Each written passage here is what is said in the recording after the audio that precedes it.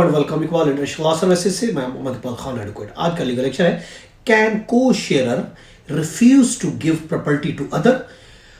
क्या को शेयरर दूसरे हिस्सेदार को प्रॉपर्टी देने से क्या इनकार कर सकता है, ये हम आज जरा देखते हैं इस लेक्चर में। देखिए, अगर जॉइंट प्रॉपर्टी है और वो प्रॉपर्टी हमने जॉइंट तरीके से मुश्तरका तरीके से खरीदी है, या वो प्रॉपर्टी है जो विरासत में आई है और सबके नाम म्यूटेशन हुई है, तो उस सूरत में उस प्रॉपर्टी के जॉइंट मालिक हो सकते हैं। दो या दो से ज्यादा अगर किसी प्रॉपर्टी के मालिक हों तो वो प्रॉपर्टी जॉइंट प्रॉपर्टी कहलाएगी, जिसमें को शेयरर हो, को ओनर हो, दो या दो से ज्यादा।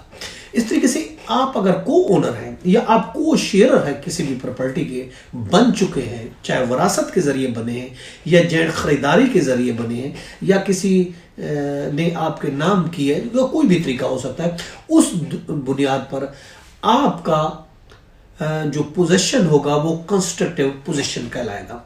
उस सूरत में उस बुनियाद पर, यानी को शेयरर की बुनियाद पर या को ओनर की बुनियाद पर आप कंस्ट्रक्टिव कब्जा में हो जाएंगे। अब कंस्ट्रक्टिव कब्जा क्या होता है, इस पर हमारा लेक्चर मौजूद है ऑलरेडी, उसमें हम नहीं जाना चाहते। अगरचे आप हकीकी कब्जा आप नहीं रखते, प्रॉपर्टी आप के जो को ओनर है, जो आपका मुश्तरका हिस्सादार है, मुश्तरका शेयर होल्डर है, प्रॉपर्टी उसके कब्जे में फॉर एग्जांपल है, तो भी कानूनी लिहाज से आपका कब्जा शुमार होगा और ये तस्वर होगा कि आप भी उस प्रॉपर्टी के कब्जे में हैं और प्रॉपर्टी के हर हिस्से, हर इंच पर को शेयरर या को ओनर का कब्जा होता है। इसलिए आपको ना तो किसी कब्जा के केस फाइल करने की जरूरत है और ना ही आपको किसी स्टे लेने की जरूरत है। और वैसे भी अगर हम कानून की बात करते हैं ऐसी प्रॉपर्टी का जिसमें आप जॉइंट ओनर है, जिसमें आप जॉइंट शेयर होल्डर है, को ओनर है, तो ऐसी प्रॉपर्टी पर ना तो आप कब्जे का केस फाइल कर सकते हैं और ना ही स्टे का केस फाइल कर सकते हैं। उसकी वजह यह है क्योंकि ऐसी प्रॉपर्टी पर आपका कब्जा शुमार होता है, भले आप फिजिकल नहीं है, भले आप हकीकी तौर पर आपका दूसरा पार्टनर बैठा हुआ है, लेकिन फिर भी कानूनी लिहाज से आप उस पर कब्जा शुमार होगा। इसलिए इस किस्म के केस आपको करने की जरूरत नहीं है।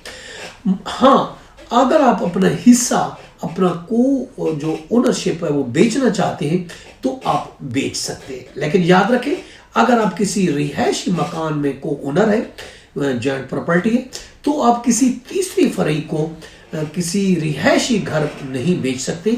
उसके लिए आप अपने दूसरे जो आपका जॉइंट होल्डर है, जो को ओनर है, जो को शेयरर है, आप उसको वो ड्वेलिंग हाउस बेच सकते हैं।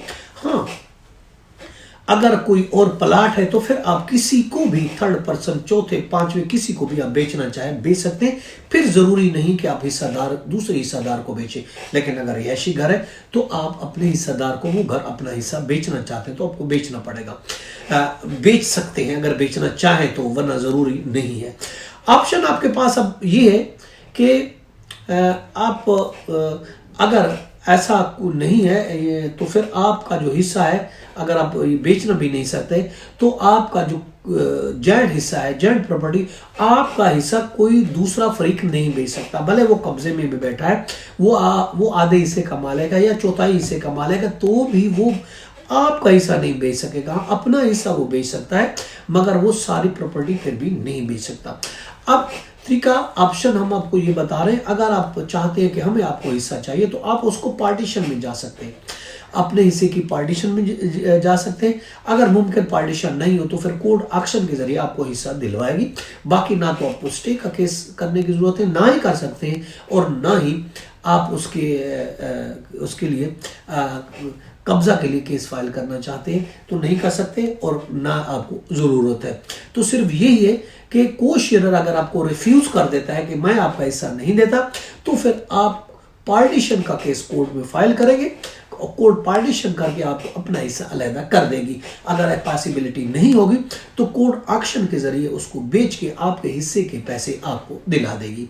ये तरीकेकार है कि अगर को शेयरर या जॉइंट प्रॉपर्टी में दूसरा मालिक आपको हिस्सा देने से इनकारी है तो आपके पास ये ऑप्शन है कि आप आप पार्टीशन का केस फाइल करें। ये था हमारा आज का लीगल लेक्चर। इसके साथ मुझे इजाजत दीजिए, कल एक नए लीगल लेक्चर के साथ फिर मिलेंगे। अपना और अपने गिरदुनवा का बहुत ख्याल रखिएगा। अगर किसी टॉपिक पर आपको लेक्चर चाहते हैं तो आप कमेंट्स में हमें लिखिए, हम कोशिश करेंगे उस टॉपिक पर लेक्चर तैयार करें। इजाजत दीजिए, फिर मिलेंगे। अल्लाह हाफिज।